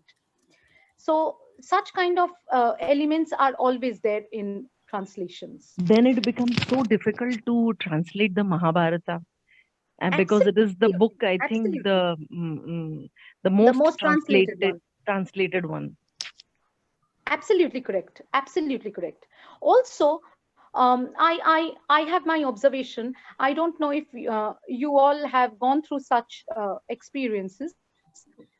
If there are, common translation projects with too many translators working on the same text, then trust me, people can fight, and they can fight seriously over one word or two word or one Yes, expression, yes, true, because true. everyone feels that mine is the most apt. So that can be very, very difficult. And when you're going to a like an umpire saying that, these are the four options, then you should see that person, because for him or her, all of the expressions seem grammatically and meaningfully perfect. Then we have to see like a jigsaw puzzle, that which one goes best with the rest of the text. So many things are actually there, in perspective.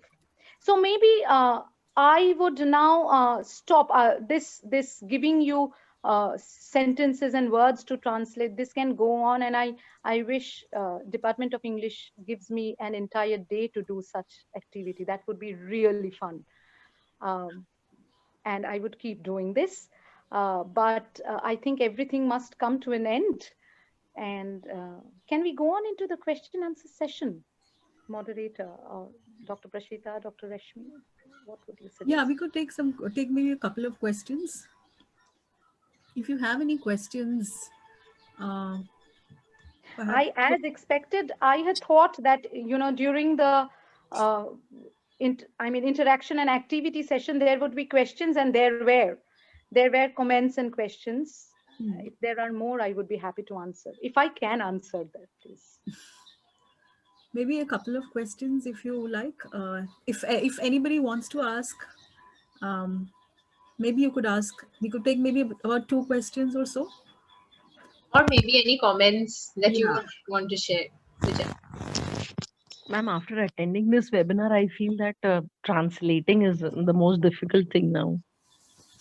I think Which I began seems my to be talk so with easy, that. but actually, when you try to translate something now, it becomes very difficult. Indeed, indeed. It is actually a very challenging one. And I think that as you all have got the title of your program so correctly, I think the joy lies in that challenge.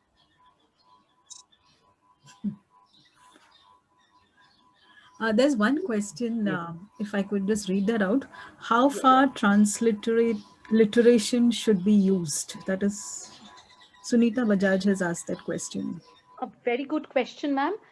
Transliteration is a very crucial point now in translated texts at the moment, because if we like to retain certain very culture specific words, then I think transliteration is required, because if we want to stick to the proximity of the original, and we want to keep some of the cultural words, culturally viable words intact even in the translated texts, then transliteration has to be there.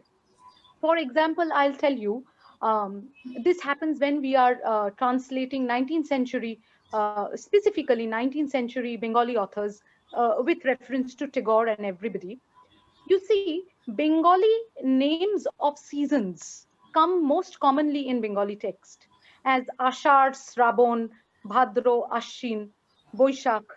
See, Vesak or Boishak is not a season for us. It is a name of a month. Right. So when it is a name of a month, it has to be translated into Vesak.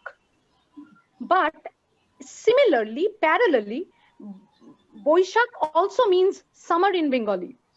Okay. So it is a translator's responsibility when he is translating it as summer, or when he is retaining it as Vaisak. Okay, thank you. So keeping these in mind, transliterations has to be there. Yes. And we also use a lot of diacriticals these days, because the right pronunciation is very important. We have the ras, the rotor ra, so many things has to be perfectly brought into a language if you want to. Absolutely. There's one more question. Yes. This is by Mayank. How does the process of editing go about after the text is translated? Is it the editor's prerogative then to trust the judgment of the translator? A very good question, Mayank. Let me tell you, a serious translation goes through various kinds of editing. The first editing happens when the editor sits with the original text. Maybe he is not correcting or suggesting options, but at least viability of expressions are corrected, monitored, read. It's kind of a revision that has to happen, where the first editor is going to sit with both the translation as well as the original text. Then once that, after that first layer, in the second layer of editing, then it's only the translated text that is sat with, and the readability and proximity, the fluency is checked. There, the editor takes the liberty to change a couple of words. Often I have seen that happening. That, when the editor is not looking at the original text, often that creates a kind of a difficulty with the original, but then the possibility of comparison is no more there. But the readability is achieved. All right, so this is the second layer. The third layer of editing looks at the syntax and the typography. Then the translation would come to a perfection. So ideally, a good translation end product would and should go through 3 such layers of editing. There's one more question. I think we can take that too.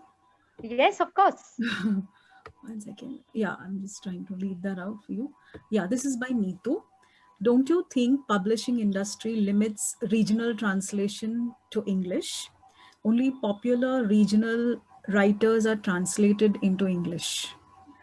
That's a very, very political thing to talk about. But of course, I also feel the same. When I was talking about Indian writing in English, I chose not to mention it, but you tempt me to do it. That is, it's a reality in India. Publishers prefer English and they give more money. That is there. Again, another reality is, in order to translate from one indigenous language into another indigenous language, there has to be a bridge of a known language. Most commonly, it is English that is working as that bridge. And the publishers like to catch it there. That because English is read by a wider readership, if I want to translate a Bengali text, or say a, how should I say a Manipuri text into Marathi, I know neither. So in that situation, I have to depend on an English translation. And a publisher would say, if it has an English translation, that is the mean and an end to it. Let us stick to that. This is also one of the reasons why, Indian indigenous literature's translation into other indigenous languages is yet to gain a lot of momentum. That's also there. Because publishers are always looking at the economic viability, and they feel always that it is English that would have a wider readership. A book will sell more. They are only looking at the sell quotient, not the quality, not what is being translated, nothing of that sort. If I now say that, an old nonagerian poet, maybe from Assam, who has been writing about his,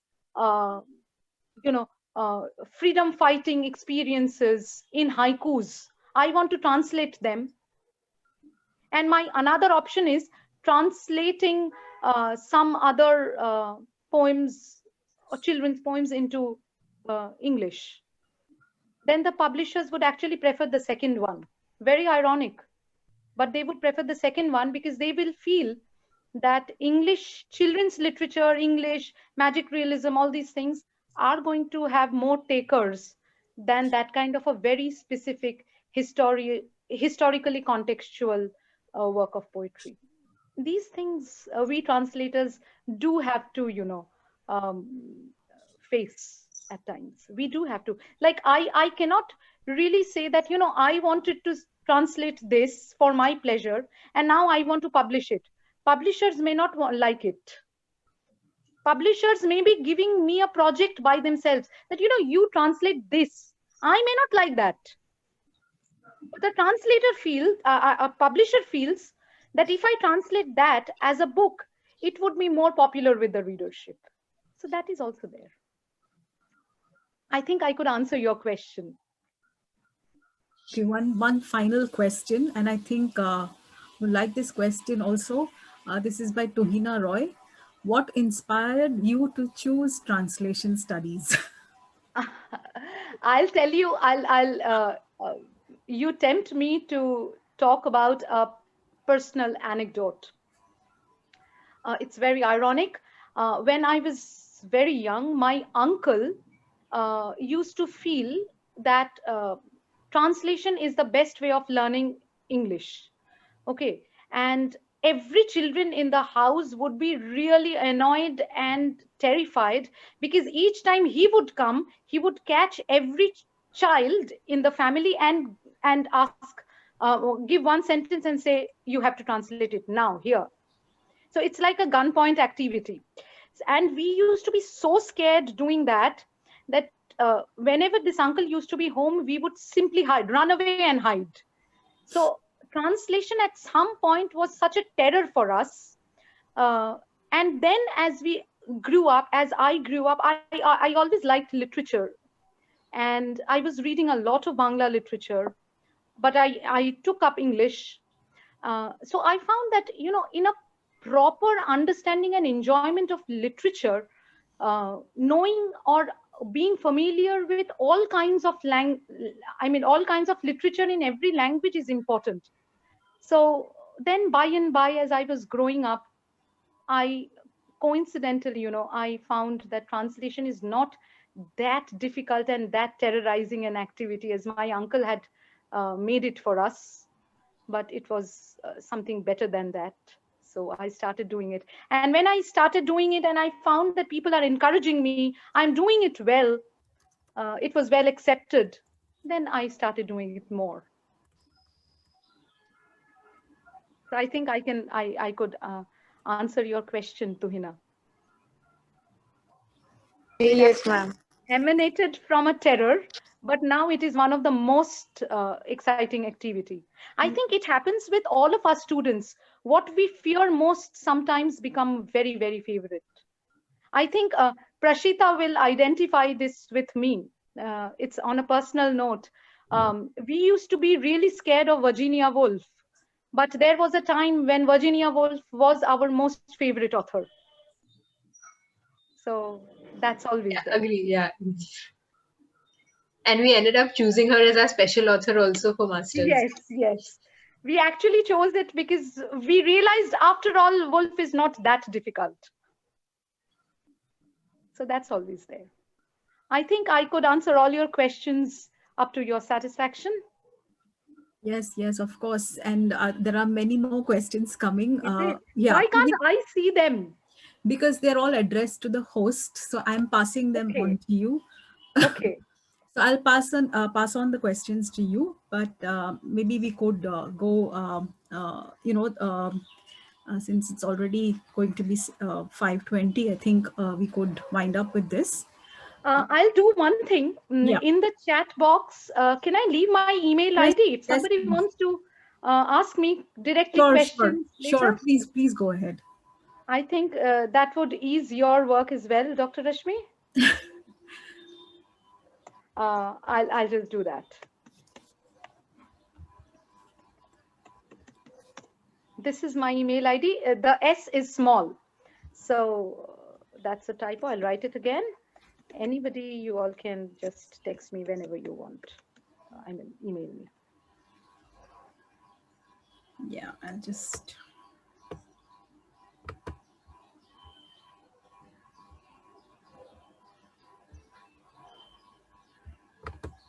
I can't see your email ID. Yeah, I've just the email ID. Got it.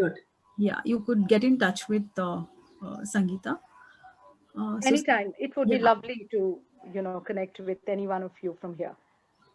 Yeah, thank you very much. I'll hand it over now to our student Stuti, who is here to propose the vote of thanks. Hello, good evening, one and all. I once read a quote which said, "Feeling thankful and not expressing it is like wrapping a gift and not gifting it."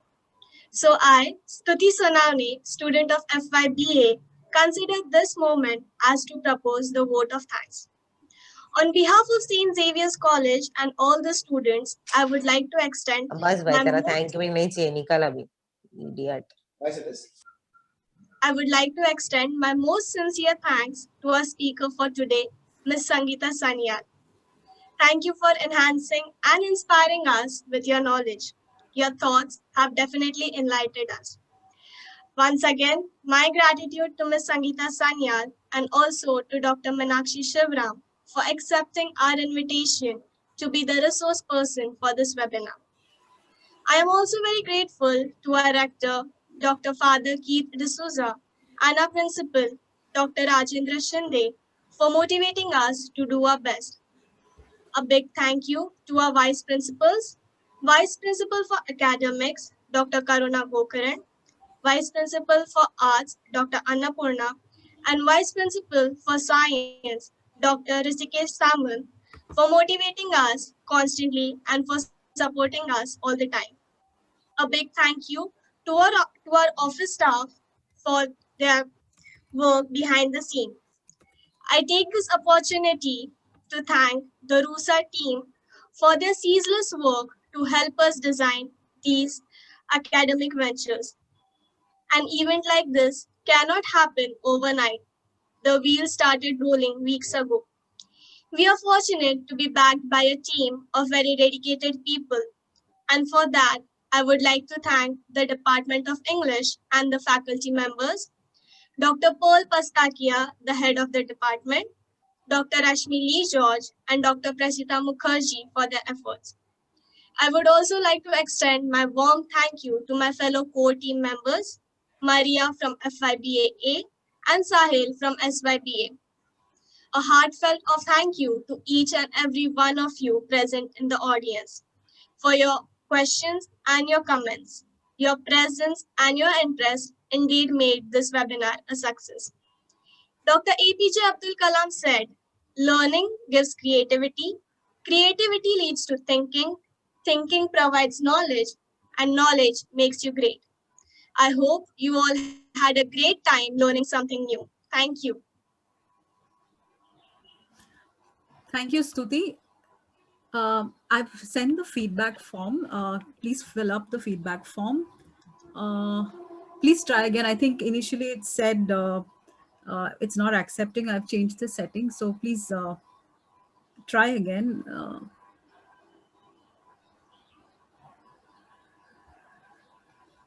So thank you so much, all of you. And all the best to all of you in all your ventures. We'll meet again some other time. Certainly, certainly. Thank you. Thank you. Hope to be together again on a similar platform. Yes, absolutely. And I'm missing out the the offline interaction if it at all could happen. So maybe looking forward to some such interactions later. Definitely. Of course. Yeah, Sangeeta, I mean, sorry, I'm just a little distracted. I'm looking at the feedback form. So thank you very much. It was really a very lively session. And I'm sure everybody had fun doing all those little exercises. I think all of us feel now confident to try our hand at translations. Yes, and have fun. Yes, please try the feedback form. It's working now. Good. Please remember, I mean, please be reminded to fill it up now itself, please. I'm receiving I'm receiving responses, so please do fill up the feedback form. Right.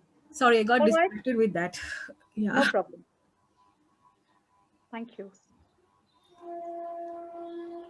No, it was really nice to, so you've been doing this for years, I suppose now. Yes. Maybe you will win a Sahitya Academy Award as well very soon. Oh my God.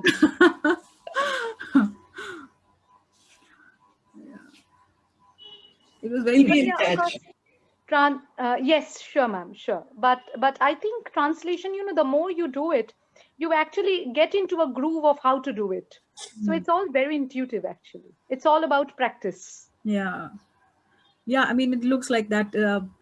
And I also realize that it's become very relevant now, and something that is getting promoted also a lot.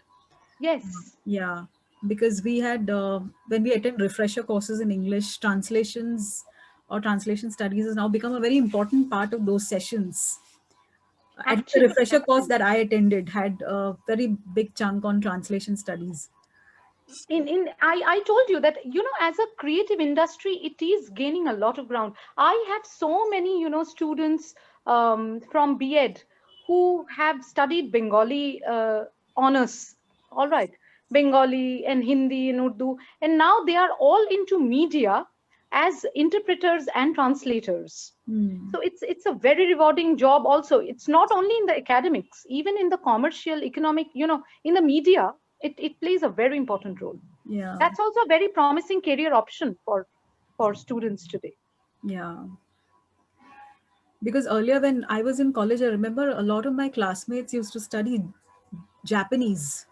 At that point, these organizations like Patni Computers, they were hiring students who knew Japanese, and largely Japanese. I don't know what was it. Maybe we had some business tie-ups with Japan. I have no idea. A lot of them, in fact, travel to Japan to, using that skill. But now, Yes, of course, a lot of people promote Indian languages as well. And I've myself heard professors say that, people abroad are not interested in your analysis of, say, Toni Morrison. They want to know what Indian writers are writing. Yeah, Which, exactly. That's what. I'll share one example with you. One of our very aged, very respectable professor in Calcutta. At the moment, he's the only one, perhaps in the entire Eastern India, he's the only one who can speak Esperanto. Okay, so which is why his academic career is now, he has been a professor. He is now doing nothing about his academic career because he doesn't have any opportunity. He is now flying here and there every day, internationally and nationally, only to work on translations from Esperanto or to Esperanto. So you see, only knowing one rare language, and he is probably, as I told you, he's probably the only one at the moment in Bengal or maybe the entire Eastern India who knows Esperanto. Esperanto is a dying language now. So you see, suddenly he's all the more, suddenly he's very famous now because he knows Esperanto. We came to know about it. We have been knowing him for years now, but suddenly we come to know that because he knows Esperanto, he is overnight extremely famous. Yeah. So that also happens. Yeah, yes, ma'am. Can I add something? Yes, please. I'm Tuina. I love learning Sanskrit and the linguistic of it because it gives me a kind of a satisfaction when I talk in Sanskrit or speak in Sanskrit. But there are some people, they say that Sanskrit is a dead language. And I don't understand why do they say so. They say that the number of people who speak in Sanskrit are not as many as people speaking in English. But how can that say that the language is dead? Language is a living concept and it goes on and it's Correct. eternal. Absolutely It can correct. never There end. is no reason to say that a language. Number of speakers do not judge or do not determine the popularity or Ma'am, importance may of a I say language. something? Yeah, of course, of Ma'am, course. Who is I this? feel Sanskrit is the mother of all the languages. Actually, And even in many foreign countries, US and other countries, I have read and I've heard that they are taking Sanskrit as a main subject there, where students can choose. absolutely, So absolutely. Also, I think it's very These scientific. kind of narrow ideas only narrow down people's perspective, but otherwise there is no reason to feel that knowing or being able to speak in Sanskrit should be looked down upon, because in fact I am somewhat admiring the fact that you can read, write, and speak in Sanskrit. That itself is an achievement. And please remember to tell your friends that there is still two entire villages in south of India which is still speaking in Sanskrit. Their official language is Sanskrit. India's national language is Sanskrit. India's national heritage comes from Sanskrit. So we cannot really defy that history altogether. See, English is a bridge for us. Exactly, ma'am. Yeah, exactly. We like to keep it as the bridge, the linguistic bridge. Thank you, ma'am. It was a great session. Seriously. Thank you so much. Thank you. I'm happy that you liked it. All of us liked it. Thank you. Thank you. Yeah. Ma'am, do you have any other session again in our? Now that comes, is that a question for me? Yes, ma'am. So then that comes as a huge compliment. Department of English, give it a thought. Sure. Certainly, well, certainly. I think when every one of us can travel, I suppose maybe you could come to. We'll invite you to Xavier's, and we could really have a nice session, like a proper workshop. That would be offline. lovely. And it's nice to really engage in the actual act of translation. It's a great. I mean, it's fun to make all those mistakes also in. Absolutely. It is very important to make those mistakes, because the more, I told you, the more you make the mistakes, the more you learn more options of how to get there. Yeah. Anyway, yeah, just again, a reminder to all the participants, please make sure that you are filling up the feedback form.